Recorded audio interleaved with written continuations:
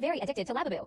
There's no other way to say it. The little figures, the unboxing videos, the hunt for the rare, secret editions, it's an addiction that has a tight grip on me. I've bought and opened dozens of boxes, but I was always missing that one figure, the ultimate one, the secret Labubu. When the box arrived, I felt that special thrill. The box was heavier, somehow different from the others. My hands were shaking as I removed the plastic and opened the cardboard. And there it was. It was gleaming in the light. Its grin was so mischievous. Its teeth so sharp that I almost thought it was real. I did it. I held my secret Labubu in my hands. But even in that moment, I felt a coldness that didn't come from the figure itself. An unsettling feeling that wouldn't leave me. I put it on my shelf as a centerpiece, right next to my gaming PC. In the first few days, everything was great. I just thought about how lucky I was. But then, it began. I'd be sitting in my chair, playing a game, and out of the corner of my eye, I would feel something watching me. I'd turn my head and see the figure staring directly at me. I tried to tell myself it was just my imagination, a trick of the light, but it kept happening. Every time I entered the room, I had the feeling its empty black eyes were following my every move. I tried to ignore it, but last week, things escalated. I had a long night of gaming. In the middle of the night, when everyone was asleep, I heard a sound from my room. A quiet, scraping scratch. It sounded like a fingernail being dragged across a rough stone. I froze. The sound was coming from my shelf. I stayed perfectly still until it stopped. Then, very slowly, I turned on the light. My Labubu was no longer on the table. It was sitting on my chair.